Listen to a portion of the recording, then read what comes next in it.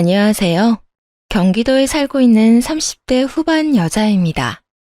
결혼 생활은 마치 사랑과 전쟁을 찍는 것 같았어요. 그런데 이혼을 하려고 알아보니 이건 또 전혀 다른 장르더라고요. 굳이 따지자면 범죄와의 전쟁 정도가 어울릴까요? 어쩌다가 생각지도 못했던 사건 사고가 제 인생에 끼어들게 되었는지 지금 다시 생각해도 꿈을 꾼 듯 믿기지가 않네요. 이제는 과거를 훌훌 털어버리고 새로운 출발을 하고자 사연 열차에 글을 쓰고 있고요. 그러면 어떤 결혼 생활을 하고 어떻게 이혼까지 하게 되었는지 이야기 한번 들어보실래요? 보통 가정에서 태어나 평범하게 살아온 지극히 평범한 사람이었어요. 그러다가 남편을 만나게 되었고 2년간의 길지도 짧지도 않은 연애 후 결혼했죠. 연애 시절부터 형님의 이야기를 많이 듣곤 했었는데 남편의 말로는 능력자라고 하더라고요. 우리 형수님 정말 대단한 사람이야. 집도 잘 사는데 머리도 엄청나게 똑똑해서 투자했다 하면 대박이 나더라니까. 정말? 그렇게 말할 정도야? 그래. 우리 엄마도 이번에 형수님이랑 같이 투자해서 꽤 벌었다고 하던데 그것뿐이야? 저번에 우리 엄마 갑자기 쓰러졌을 때도 형수님 친정에서 돈을 해줘서 무사히 수술까지 했었거든. 하여튼 여러모로 고마운 사람이야. 시댁에선 형님에게 받은 도움이 많아서인지 형님을 위하는 마음이 남달라 보였고 남편이 칭찬하는 만큼 좋은 사람일 거라 생각했어요. 하지만 막상 결혼을 하고 나니 시모와 형님이 아니라기보다는 시모가 2명 있다는 느낌을 지울 수가 없더라고요. 단순히 시모가 형님을 예뻐한다는 수준이 아니었거든요.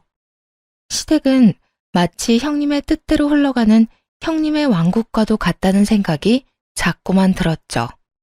형님이 된장찌개를 먹고 싶다는 말 한마디면 기껏 다 차린 저녁밥상이 다시 차려지는 것은 물론이었고 형님이 조금이라도 인상을 쓰는 날엔 시모가 형님 눈치를 살피기 바빴어요. 거기에다 더한 건 시모의 생일 때였는데 한식을 사랑하는 시모가 형님의 뜻에 따라 스파게티와 리조또를 먹기도 했죠. 어머님, 이번 생신 땐 한식 말고 양식으로 모실까 싶은데 어떠세요? 제가 자주 가는 가게가 있는데 오랜만에 거기 음식을 먹고 싶어서요. 응? 양식이라면 스파게티 이런 거 말하는 거니? 꼭 스파게티만 있는 건 아니고 다른 것도 있긴 해요. 스테이크도 있고 샐러드도 있고요. 밥 종류 드시고 싶으면 볶음밥 같은 것도 있으니까 그리로 예약할게요. 그래. 그렇게 하자꾸나. 역시 우리 어머님. 뭐든 다 들어주셔서 감사해요.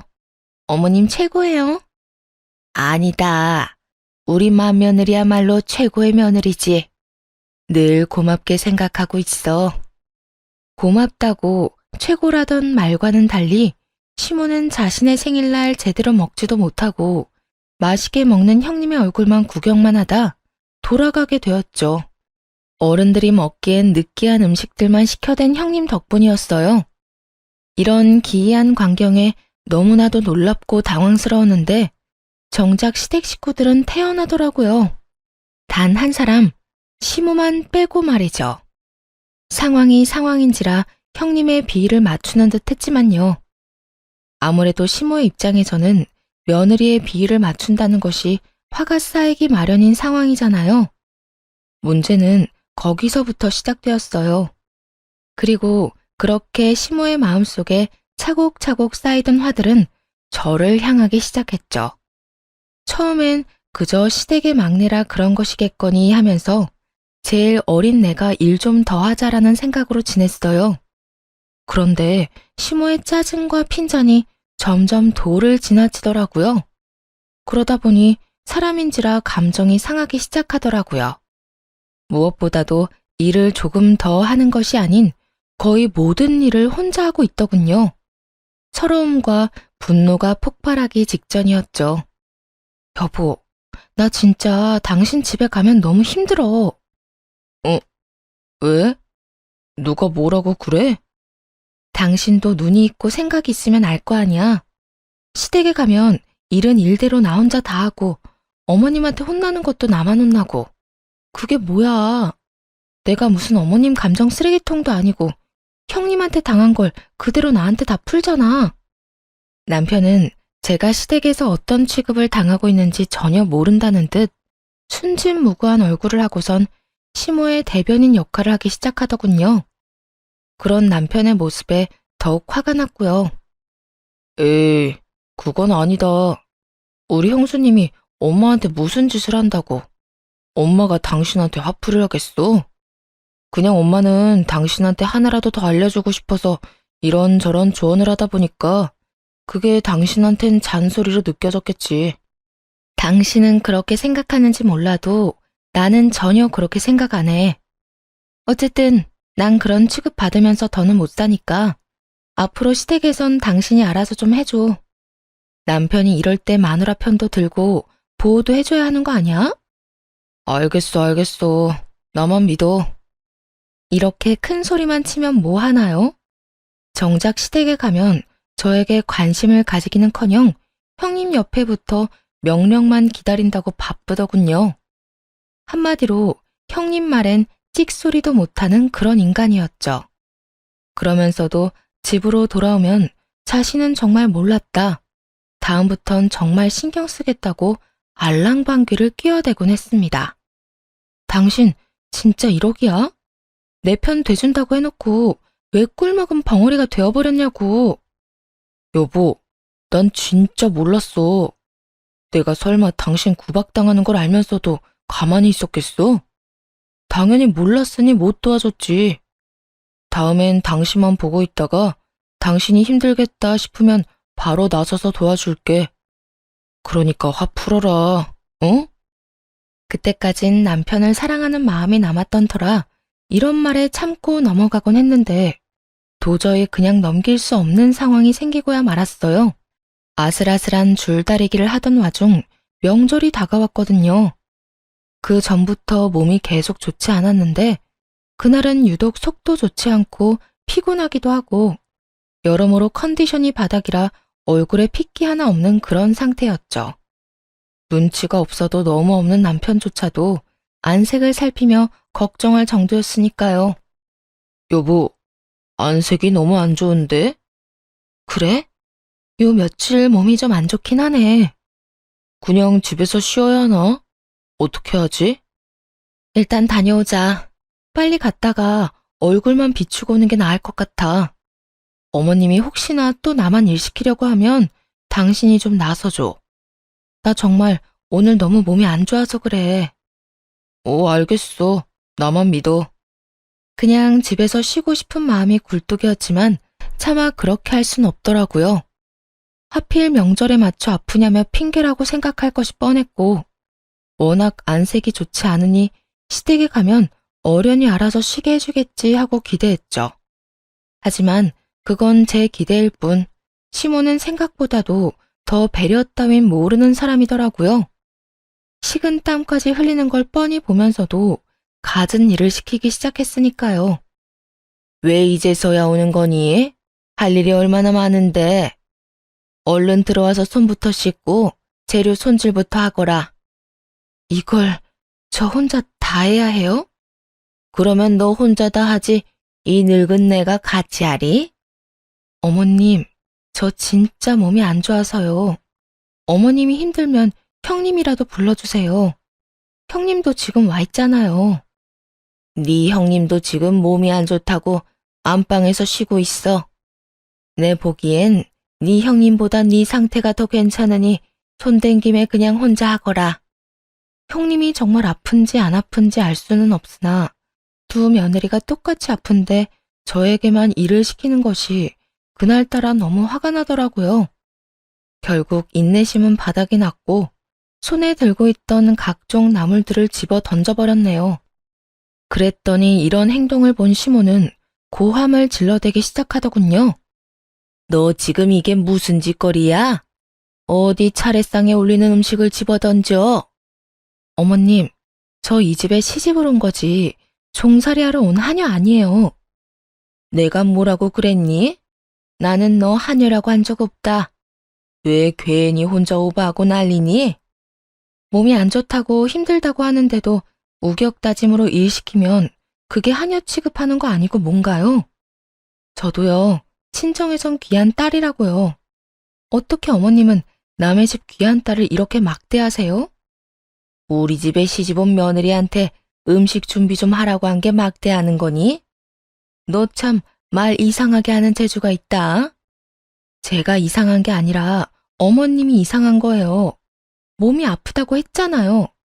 평소에 군말 없이 일만 하던 제가 오죽 아팠으면 아프다는 말을 다 했겠어요.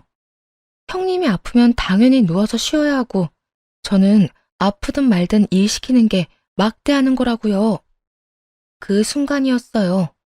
이어폰을 꽂고 휴대전화로 재미있는 거라도 보고 있는지 안방에서 깔깔거리는 형님의 웃음소리가 들리더라고요. 아프다고는 전혀 생각되지 않는 즐거운 웃음소리였죠.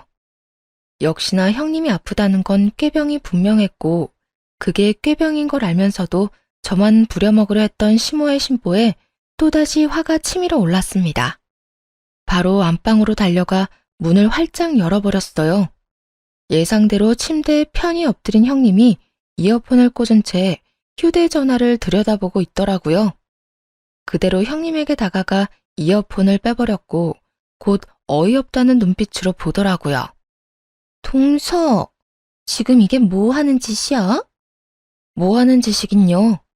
분명 어머님은 형님이 많이 아파서 쉰다고 했는데 보아하니 다 나은 것 같아서 음식 같이 하자는 말을 하려고 그랬어요. 이어폰 때문에 아무 소리도 안 들리는 것 같길래요. 그러니까 지금 나더러 이러고 있지 말고 요리하는 거나 도와라. 이거네? 돕는 게 아니라 같은 며느리로서 같이 해야 할 일이죠. 일방적으로 형님이 절 돕는 게 아니라요. 아, 그래? 그런데 이걸 어쩌나? 나 진짜 몸이 안 좋아서 그딴 걸 할 힘이 없는데 어떻게 하지? 제가 보기엔 아주 멀쩡해 보여서 오늘은 무슨 일 있어도 꼭 함께 해야겠는데 어쩌죠? 저도 오늘은 몸이 많이 좋지 않아서 도저히 혼자 할 순 없겠거든요. 지지 않고 맞서자 형님은 인상을 찌푸리더니 시모를 향해 도움을 요청하더군요. 어머님, 가만 계실 거예요? 이거 완전 하극상 아닌가요? 어머님이 나서주셔야 할 것 같은데요. 그래, 그래. 너 지금 뭐 하는 짓이야? 네 형님이 지금 몸이 좋지 않다고 하지 않니? 괜한 고집 그만 부리고 얼른 나와서 재료 손질부터 하거라. 얼른! 시모는 형님의 명령에 따르는 듯 오로지 저에게만 고함을 치며 화를 내더라고요. 형님은 머리카락을 매만지며 웃고 있었는데 정말이지 그 순간에는 인내심이 한계에 다다른 느낌이었죠. 그 자리에서 곧장 형님의 손목을 잡아 끌어 주방까지 데리고 왔고 그러자 형님은 끌려오는 내내 고함을 지르더라고요. 그리곤 주방 한가운데에 형님을 내팽개쳐버리곤 시모를 향해 이렇게 말했어요. 어머님 말대로 형님이 참 많이 아프긴 한가 보네요. 이런 상황에 저렇게 헛소리를 하는 걸 보니 말이에요. 보아하니 저처럼 몸이 아픈 건 아닌 것 같고 정신이 많이 아픈 것 같은데요? 지금부터라도 일 좀 시키세요. 몸이 힘들어야 정신이 번쩍 들지 않겠어요? 한껏 비꼬아 말하자 시모는 아무 말도 하지 않고 그저 분위기만 살피더라고요. 보통 시댁이라면 당장 형님에게 불호령이 떨어지고도 남을 상황이지만 보통 시댁과는 거리가 멀었거든요. 어떻게 해서든 저에게만 일을 시키려는 궁리뿐이었으니까요. 어떻게 하면 저한테 일을 떠맡길까 궁리 중인 것 같은데 저 일 안 해요, 이제. 더는 여기에 오지도 않을 거니까 다신 저한테 오라가라 하지도 마세요. 뭐야?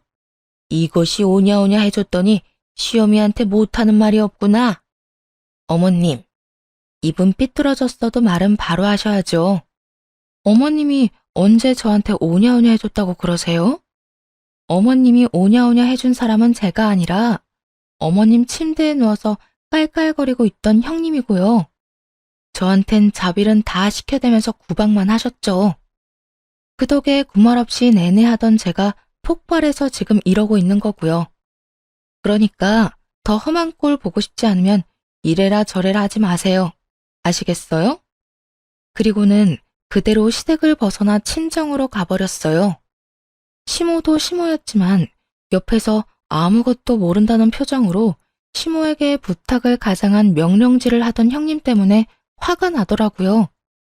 물론 얄밉기도 했고요. 화를 내느라 큰 에너지를 써서 그런지 그렇지 않아도 좋지 않던 몸이 더욱 아파오기 시작했어요. 남편은 여전히 시댁에서 돌아오지 않았고 하는 수 없이 친정 부모님과 함께 병원에 갔네요. 병원에 갔더니 임신이라고 하더라고요. 임신 초기이니 조심 또 조심해야 한다고 하는데 기쁘기는커녕 화가 났어요. 임신한 줄도 모르고 시댁에서 종처럼 일하고 있던 저 자신에게요. 그리곤 앞으로 무슨 일이 있어도 스스로와 아이만큼은 지켜야겠다고 다짐했네요. 그날 저녁 친정 부모님께 임신 소식을 전해들은 남편이 친정으로 왔고 화가 많이 난 상태의 부모님은 남편을 앉혀놓고 다짐을 받아내시더라고요. 정서방, 도대체 우리 애가 가서 얼마나 고생을 했으면 애 몸이 이 모양이 이 꼴인 거야?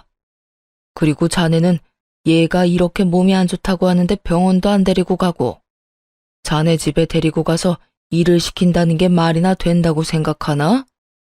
우리가 두 사람 행복하게 잘 살라고 결혼 허락했지 소처럼 부려먹으라고 결혼시킨 줄 알아? 부부 사이의 일은 부부끼리 알아서 해결하라고 입버릇처럼 말씀하시던 아빠도 이날은 화가 많이 나셨는지 남편을 몰아세우시더라고요. 자기 자식 귀하면 남의 자식 귀한 줄도 알아야 한다면서요. 남편 역시 하나부터 열까지 틀린 말이 없다고 느낀 것인지 무릎을 꿇고 앉아 진심 어린 용서를 구하더군요. 죄송합니다. 여보, 미안해. 당신이 아프다고 했을 때 병원부터 갔어야 했는데 앞으로 내가 더 노력할게. 정말이야. 노력? 말만 노력한다 어쩐다고 하지 말고 구체적으로 말을 좀 해보게. 앞으로 내 딸에게 어떻게 할 건가 자네? 집사람이 싫다고 하면 가급적 저희 집엔 데리고 가지 않겠습니다. 저희 엄마 연락도 제가 중간에서 잘 끊어내는 것은 물론이고 집사람이 최우선이라고 생각하며 살겠습니다, 장인어른. 그러니까 노여움 좀 푸세요. 진짜 반성 많이 하고 있습니다. 어떠한 변명도 없이 용서를 구하는 남편의 태도에 아빠도 마음이 조금 풀어진 듯 하더라고요. 남편이 오기 전까지는 이혼까지도 생각했는데 눈물을 흘리며 다시 한번 기회를 달라는 남편을 보니 화가 났던 마음도 어느 정도 누그러졌고요. 거기에다 임신도 한 상태였으니까요. 이미 생긴 아기를 지울 생각도 혼자 키울 용기도 없었어요. 그렇게 남편과 함께 집으로 돌아왔고 병원에서 말한 대로 조심 또 조심하며 지냈네요. 여보, 이제 내가 다 할 테니까 당신은 그냥 마음 편히 쉬기만 해. 알겠지? 그런 건 바라지도 않아.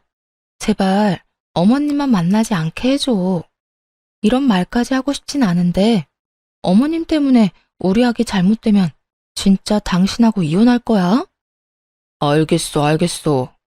내가 우리 집엔 잘 이야기할 테니까 그런 걱정은 말고 푹 쉬어. 하지만 웬걸요. 입덧이 유난히 심한 편이었고 빈혈도 심해서 아무리 조심한다고 한들 몸과 마음이 점점 힘들어져 갔어요.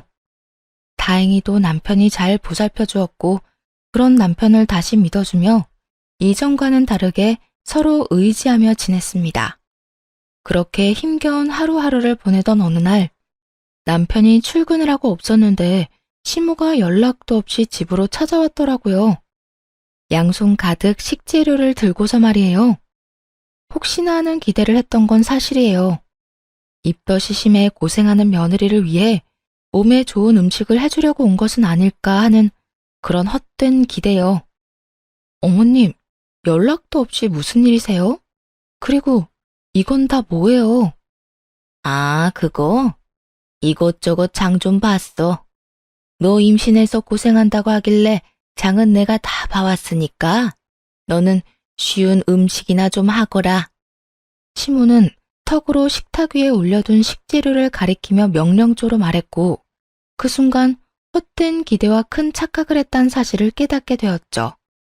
곧이어 화와 함께 짜증이 확 올라오더라고요.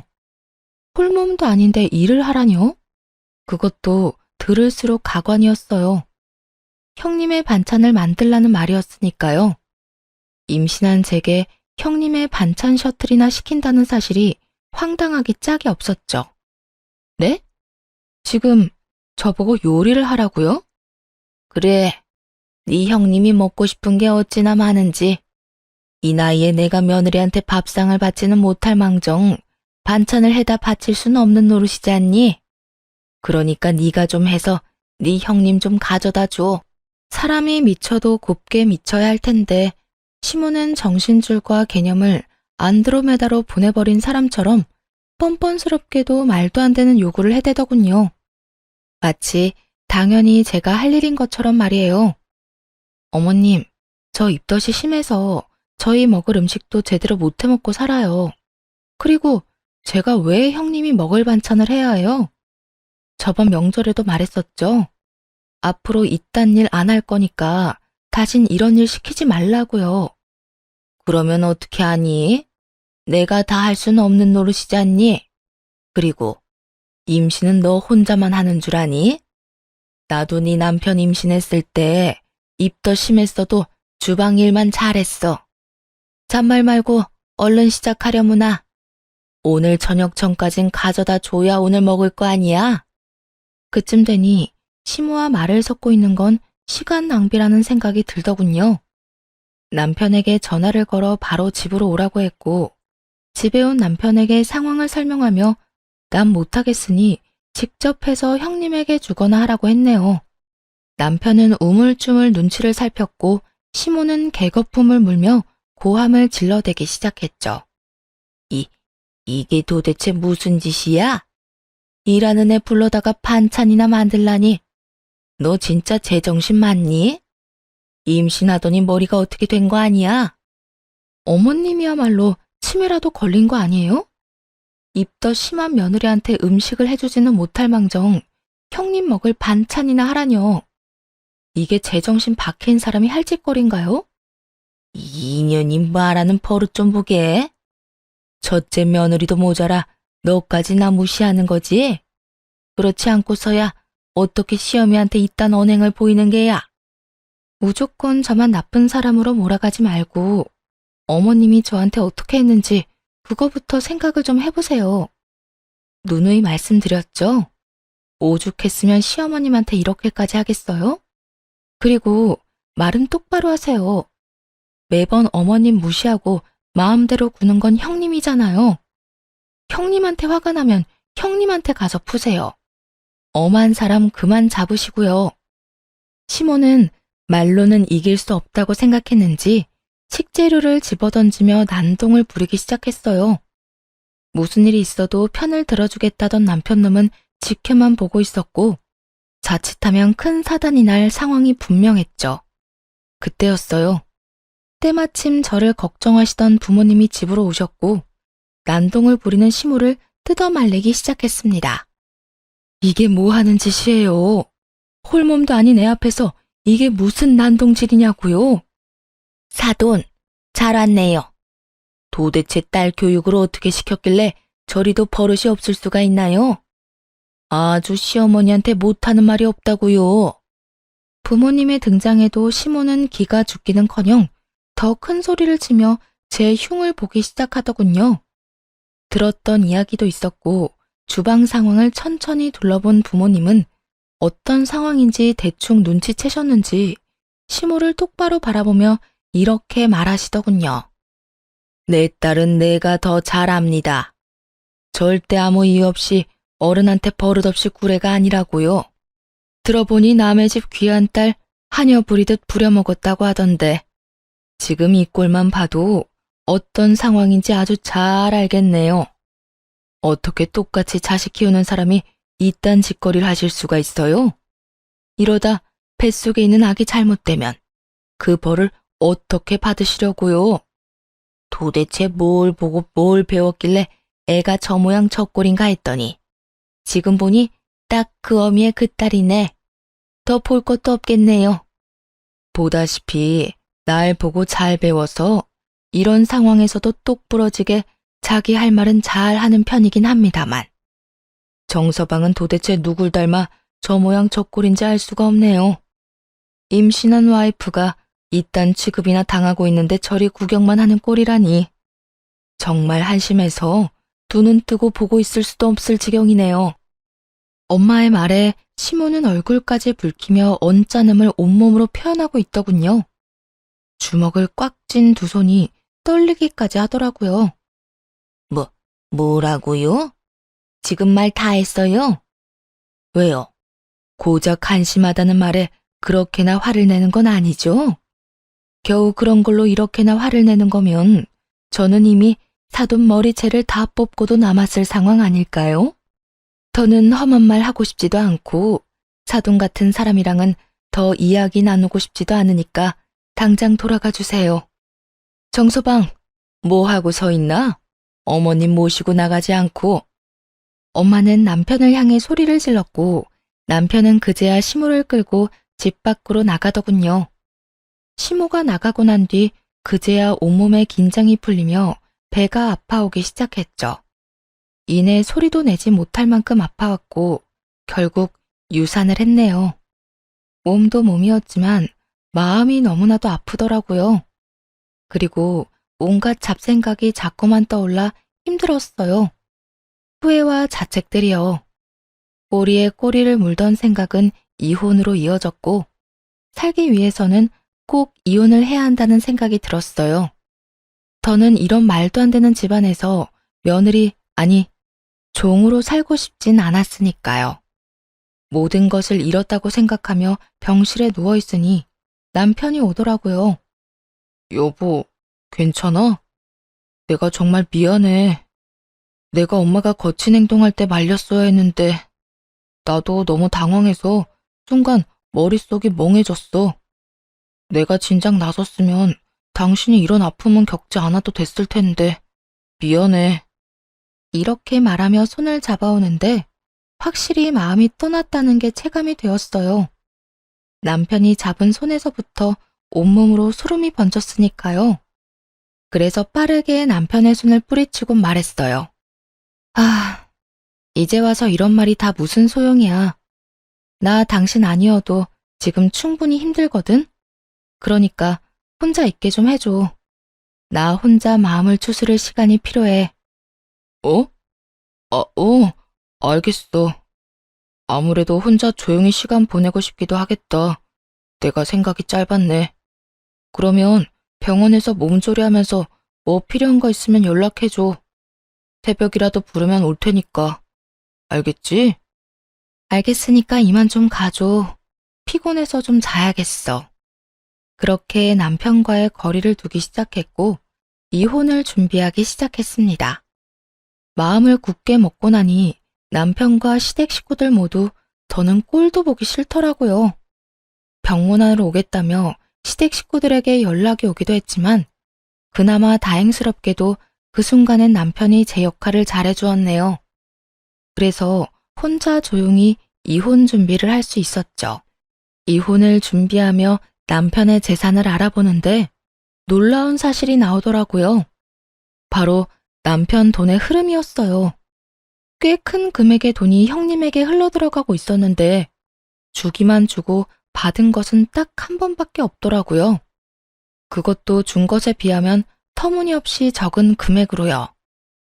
언뜻 연애하던 시절에 들었던 말이 생각났죠. 형님이 투자 감각이 남다르다고 했던 말이요.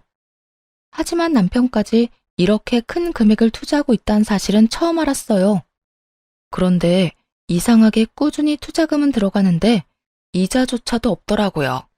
여러모로 의심스러운 상황이 분명했죠. 그래서 형님의 뒷조사를 했고 결과는 정말 놀랍기 그지없었습니다. 사모님, 이 여자 정말 대단한 사기꾼인데요? 친정이 부자라는 것도 투자에 일가견이 있다는 것도 다 거짓말이에요. 부모는 어디서 뭘 하는지 알지도 못하는 상황이고 투자 명목으로 받은 돈으로 이 백화점 저 백화점 돌면서 쇼핑하는 게 다였어요. 이런 건 수법이 뻔하거든요. 일단 돈부터 투자받고 한 달 뒤엔 일부 수익금이라고 하면서 돈을 좀 주는 거죠. 한 달 만에 생각보다 더 큰 수익금이 생기니까 사람들은 혹해서 더 많은 투자를 하게 되고 그 투자금으로 또 다른 투자자들한테 수익금 챙겨주고 돌려막는 거죠. 이렇게 반복하면서 몇 달 뒤부턴 한동안은 정산이 되지 않으니 기다려 달라 이런 식으로 속여나가는 거예요. 조금만 알아보면 단박에 속았다는 걸 알 수 있을 텐데 이렇게 긴 시간 속고 살았다는 게 대단할 지경이네요. 하고 다니는 꼴 보니까 이미 투자금은 다 쓰고 없을 거예요. 요즘은 또 다른 사람들 만나고 다니면서 작업하는 것 같던데 더 큰일 터지기 전에 영 끊는 게 좋으실 겁니다. 정말 대단하지 않나요? 애초에 그렇게 자랑하던 친정은 없던 것이었고 투자 감각이 남달랐던 것이 아니라 사람을 속이는 것에 남다른 재주가 있었던 것이었죠. 흥신소 직원의 말처럼 조금만 알아봤더라면 그런 피해는 없었을 텐데요. 멍청한 시댁 식구들과 남편놈은 형님이 큰 돈을 벌게 해줄 거라 믿어 의심치 않으며 가져다 바쳤더라고요. 거기에다가 그런 여자에게 잘 보이려 절절매고 사는 것은 물론이고 저만 쥐잡듯 잡아댄 시댁 식구들이 참 한심하다는 생각이 들더군요. 일부러 이혼 준비를 위해 입원 기간을 길게 잡았고 준비가 끝나던 날 퇴원을 했어요. 그리고 퇴원하는 저를 데리러 남편이 병원으로 왔고 모든 사실을 알고 있던 부모님은 병원 앞에서 기다리고 있었죠. 남편은 오랜만에 본다며 안으려고 다가왔는데 그런 남편을 피하며 이혼을 통보했습니다. 우리 이혼하자. 갑작스러운 이혼 통보에 남편은 멍하니 서 있더라고요. 꿈이라도 꾸는 건가 하는 정신이 나간 표정이었어요. 남편이 현실을 직시할 때까지 기다렸고 이내 되묻더군요. 이혼? 지금 이혼하자고 한 거 맞아? 내가 잘못 들은 거 아니지? 응, 맞아. 우리 이혼하자. 여보, 갑자기 무슨 이혼이야? 내가 뭐 잘못한 거 있어? 아니면 내가 뭘 섭섭하게 했어? 그런 게 있으면 말해. 그게 뭐든지 내가 다 고칠 테니까. 당신한텐 갑자기구나. 난 계속 고민하다가 내린 결정인데. 뭐? 그게 무슨 소리야? 나 계속 고민했었어. 당신이랑 당신 집안이 형님은 여왕님 대접해주면서 나는 하녀 취급할 때마다 이혼 고민했었다고.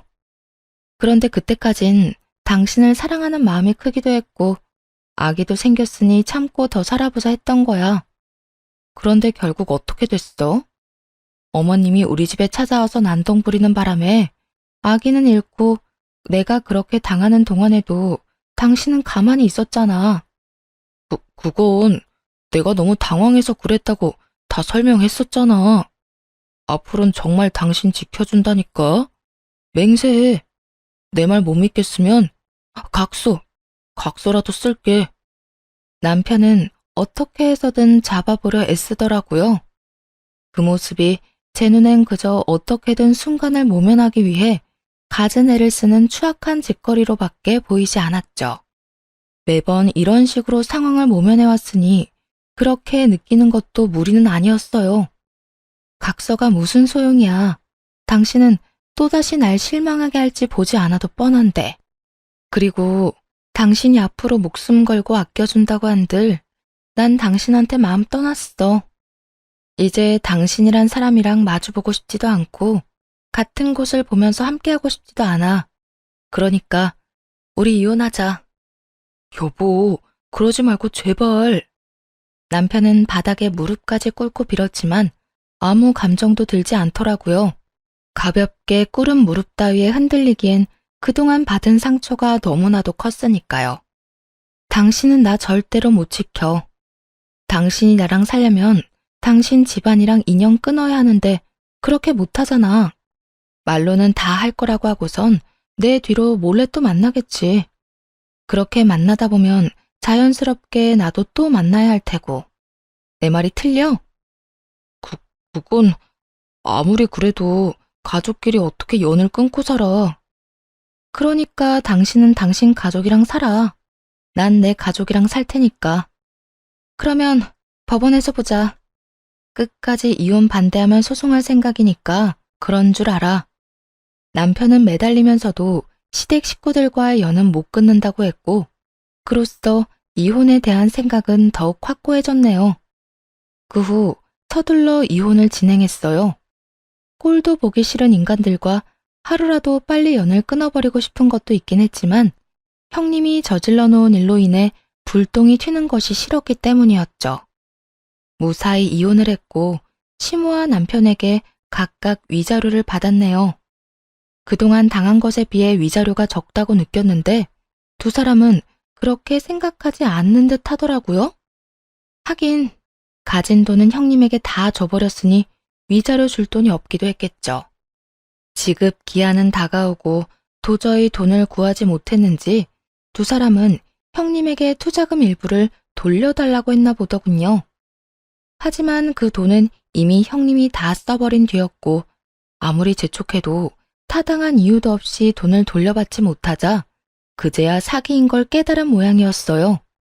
법원에서 만난 세 사람을 본 적이 있는데 제 앞이라는 것도 잊은 채 막말에 언성까지 높이며 싸워대는 걸 봤거든요. 너 내 돈 어쨌어? 내 돈 내놔. 그 돈이 어떤 돈인데? 형수님, 장난치지 말고 돈 돌려주세요. 그 돈 제 전 재산이라고요. 그것뿐인 줄 아세요? 퇴직금까지 미리 받아서 투자한 돈인데 우리한테 받아간 돈이 한두 푼이 아닌데 그 돈이 하나도 없다는 게 말이 안 되잖아요. 아, 없어요, 없어. 그 돈 받은 지가 언젠데 그 돈이 아직까지 있겠어요? 형님은 눈 하나 깜빡하지 않고 시모와 전 남편에게 없다는 말만 반복하대요. 저 정도 뻔뻔함은 있어야 사람을 속이고 다니는구나 싶더라고요. 형님의 뻔뻔한 반응에 시모는 눈이 뒤집혀서는 형님에게 악을 쓰더라고요. 이년아, 오늘 너 죽고 나 죽자. 감히 내 돈으로 네 배불리는 짓거리를 해? 나를 속인 것도 모자라 내 머리 위에 앉아서 이래라 저래라 잘도 시켜 먹었어. 그 돈 나만 쓴 건 아니라고요. 어머님 병원비도 그 돈으로 해결했고 시댁에 크고 작은 일 생길 때마다 그 돈으로 다 해결했었잖아요. 도움받을 땐 우리 며느리밖에 없다고 살살 기더니 엄연히 따지면 다 같이 쓴 돈이니 사기는 아니라고요. 어쨌든 돈 없으니까 배째시던가요. 형님은 시모의 손에 이리저리 휘둘리면서도 뻔뻔스럽게 젖단 말을 내뱉더라고요. 그걸 지금 말이라고 해? 없으면 구해라도 와. 나가서 구걸을 하든 사기를 치든 상관없으니까 내 돈이랑 내 아들 돈 다시 토해내란 말이야. 그 돈이 어떤 돈인데? 내가 그 돈 모으려고 어떻게 살았는데 네가 뭔데 그 돈을 다 써? 네가 무슨 자격으로 그 돈을 네 배를 불리는데 다 써버리냔 말이야. 시모는 결국 자리에 주저앉아 울기 시작했고 형님은 시모의 울음소리가 시끄럽다는 듯 귀를 후비더라고요. 전 남편은 허공을 응시하며 한숨만 내쉬고 있었고요. 그래서 전 남편과 시모가 불쌍했냐고요? 아니, 전혀요. 이혼하던 막바지에 전 남편이 악에 받쳐 이런 말을 한 적이 있어요. 너, 내가 그렇게 빌었는데도 이렇게까지 나온다 이거지? 사실 우리 형수님한테 큰돈 투자했는데 수익금만 나오면 완전 대박이거든? 그때 가서 후회나 하지 마라. 너 없이도 난 잘 먹고 잘 살 거다 이거야. 이렇게 큰 소리를 쳤던 전 남편인데 결국 파국을 맞은 거죠. 그 꼴을 보게 되니 불쌍하기는커녕 통쾌하게까지 하더군요. 그 후 시모와 전 남편은 위자료를 만들기 위해 집까지 팔았더군요. 아시다시피 지급 기한을 넘기면 이자가 붙잖아요? 이자율이 생각보다 높았는지 어쩔 수 없었나 보더라고요.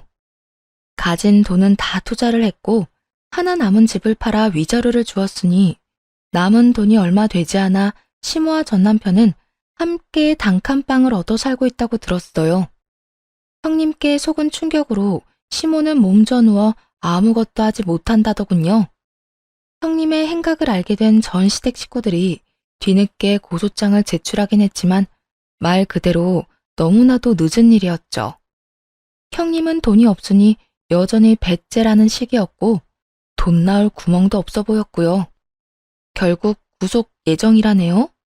사기당한 나머지 사람들은 거짓골을 면치 못하게 되었고요. 지긋지긋하게도 이게 끝은 아니었습니다. 그렇지 않아도 오만정이 떨어져 있는 상황인데 시모와 전 남편은 저를 어디까지 더 힘들게 하려는 건지 찾아와 애원을 했거든요. 잘못을 저지른 것들이 꼭 한다는 대사를 읊어대며 말이에요. 여보, 내가 진짜 잘못했어. 아니, 형수도 아니야. 그 여자가 그런 사람이란 걸 진작 알았다면 당신이 그렇게 고생하게 두지도 않았을 거야. 내가 진짜 미안해. 그래, 아가야. 나도 그 빌어먹을 년한테 속아서 그랬던 거란다. 그년이 너한테 일 다 시키라고 하는 바람에 잠시 미쳤었단다. 그러니 옛 일은 다 잊고 다시 새롭게 시작하면 안 되겠니? 그때까지도 상처가 남아 힘든 시간을 보내고 있었는데 시모는 그런 제 앞에서 감히 옛일이라고 하더라고요. 용서를 해준 적도 없는데 마치 용서를 받은 사람인 양 이 모든 일을 과거로 치부하는 두 사람을 용서할 수가 없었어요. 옛일이요? 지금 옛일이라고 했나요? 아직도 그때 생각하면 치가 떨려요. 당신 때문에 잃은 내 아기를 생각하면 아직도 자다가도 일어나서 눈물이 흐른다고요. 그런데 옛일이라니 너무 뻔뻔하다고 생각 안 해요? 하긴 애초에 생각이란 게 있고 양심이란 게 있는 사람이라면 이렇게 찾아오지도 못했겠네요. 이 말에 전 시모는 고개를 푹 숙이고 연기를 하기 시작했고 그런 시모를 대신해 전 남편이 나서 눈물로 호소하더군요. 여보, 나도 우리 아기 생각하면 잠도 안 오고 슬퍼. 나도 이런데 당신은 오죽하겠어. 그러니까 우리가 더 함께 해야 하지 않을까? 당신도 나도 이렇게나 힘드니까 이럴 때일수록 함께 있으면서 서로 보듬어주면 좋잖아. 응? 보듬어주는 거 좋아하네. 당신이나 당신 엄마나 거지된 거 다 아는데 주제에 누가 누굴 보듬어준다는 거야? 내 돈이나 갉아먹는 짐이나 되겠지. 내가 바본 줄 알아? 그냥 하던 대로 해. 나오지도 않는 눈물 꾸역꾸역 짜내면서 이상한 연기 좀 그만하라고. 어떻게 해도 꿈쩍도 하지 않자 전 남편과 시모는 본색을 드러내더라고요. 아들, 일어나. 내 보아하니 꿈쩍도 안 할 것 같구나. 괜한 시간 낭비했어. 시모는 얼굴색을 싹 바꿔 본색을 드러냈고 남편 역시 무릎을 털며 자리에서 일어나더니 돌변한 태도로 몰아세우기 시작했어요. 마치 저의 잘못으로 자신들이 그런 행동을 할 수밖에 없었다는 듯이요. 그러니까, 야, 너도 우리가 이렇게까지 하면 적당히 좀 받아주면 안 되냐? 어떻게 된 여자가 끝까지 저 혼자 잘났냐? 내가 너 콧대 높은 이 꼴이 보기 싫어서 우리 엄마가 너 괴롭혀도 안 도와줬던 거야. 알아? 혹시나 했는데 역시나였죠.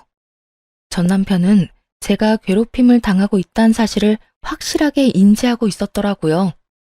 그러면서 순진무구한 얼굴로 아무것도 모른다는 듯 했던 걸 생각하면 화도 났지만 또 한편으론 이제 남남이고 인생 다 말아먹은 인간한테 따지고 들어서 남는 것이 뭐가 있겠냐 하는 생각이 들었어요. 그런 생각이 들자 어떻게 해서든 빨리 돌려보내고 다신 찾아오지 못하게 만드는 것이 가장 이로운 행동이란 생각이 들더라고요. 그래서 최대한 흥분하지 않도록 노력하며 전 남편에게 말했어요. 내가 이제 와서 그것까지 알아야 하니? 굳이 알고 싶지도 않네. 할 말 다 했고 할 짓 다 했으면 좀 꺼져 줄래? 지금 안 가면 경찰 부를 예정이거든. 경찰 와서 너랑 네 엄마 나란히 경찰서 끌려가게 되잖아? 그러면 나 절대 합의 같은 거 안 해줄 거야. 그러니까 좋게 말로 할 때 꺼져. 너 꼭 이렇게까지 해야 해? 우리가 뭘 그렇게 잘못했다고 이렇게까지 구는 거야? 그걸 모른다는 게 잘못이야. 나한테 네 식구가 한 짓이 얼만데 그걸 모른다는 게 나는 이해가 안 된다. 더는 너 같은 인간이랑 할 말 없으니까 제발 좀 가. 그렇게 전 남편과 전 시모를 있는 힘껏 내쫓아버렸고 그 후론 찾아오지 않더라고요. 들리는 소문엔 대출금도 갚지 못해 회사로 사람들이 찾아오는 상황까지 이르렀고 결국 꽤 좋은 회사마저 그만두고 완전 폐인 신세가 되어버렸다고 하더군요. 마지막까지도 참 어울리는 결말이라고 생각했네요. 그렇게 지저분한 인연을 끊어내고 난 후 5년이라는 세월이 지났어요. 지금은 아주 잘 지내고 있습니다. 언제까지고 씻기지 않을 것만 같던 상처도 잘 씻어냈고 요즘엔 좋은 사람과 재혼을 앞두고 있고요.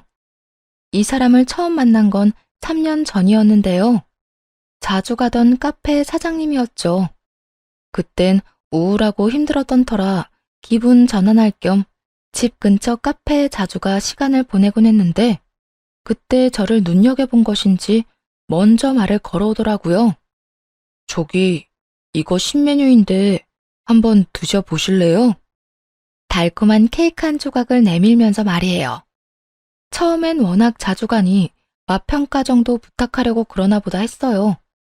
그런데 갈 때마다 꼭 하나씩은 서비스로 주고 나니 모를래야 모를 수가 없더라고요. 하지만 그 당시엔 마음의 상처가 아물지 않았던 시기였어요. 그래서 그런 예비 남편의 마음을 모른 척하고 있었는데 어느 날은 편지를 주더라고요. 글씨체에서마저 느껴지는 진심을 가득 담은 편지를요. 그 진심에 마음의 문을 열었고 덕분에 많이 웃기도 하며 상처를 치유하는 나날을 보냈습니다. 그리고 얼마 전 청혼을 받았고요. 나 생각을 많이 해봤는데 나 당신하고 같이 살고 싶어. 매일 아침에 혜정 씨랑 같은 침대에서 일어나 마주보고 밥도 먹고 저녁에 하루 동안 있었던 일 나누면서 다시 같은 침대에서 잠들고 싶어. 정말 고마운 말이긴 한데 아무래도 나 겁나. 또 실패할까 봐서 말이야. 물론 민수 씨가 미덥지 않은 건 아닌데 아무래도 겪은 일이 있다 보니까 망설여지기는 해. 우리 처음 만났을 때 기억나? 내가 어떤 사람인지도 모르면서 밀어내기 바빴잖아. 그런 혜정 씨를 나는 계속 설득했고 결국엔 우리가 이렇게 깊은 사이가 됐지. 우리가 만나오던 시간 동안 혜정 씨가 우려했던 그런 상황 우리한테 있었어? 한 번도 없었잖아. 결혼도 마찬가지일 거야. 별것도 아닌 일로 싸우는 날도 있을 거고 어떤 날은 꼴도 보기 싫은 날도 있을 거야. 그럼에도 우리가 함께한다는 그 사실만으로 우린 행복할 거야. 내가 그렇게 만들어줄게. 결국 다시 한번 남자를 믿어보기로 했고 앞서 말씀드렸다시피 재혼을 앞두고 있습니다. 아기를 잃고 이혼을 할 때까지만 해도 남자와 결혼은 두 번 다시 없을 거라 생각했는데 인생이란 참 모르는 일 같아요. 지금은 행복 가득할 것만 같은 예비 남편과의 결혼 생활도 때로는 힘들고 때로는 화가 나는 순간들이 분명히 있겠죠. 하지만 서로 아끼는 마음과 언제나 서로가 우선이라는 마음만 있지 않는다면 두 번째 출발은 첫 번째와는 다른 끝을 맺지 않을까요? 이렇게 길었던 사연도 끝이 났네요. 긴 시간 함께 해주셔서 감사합니다.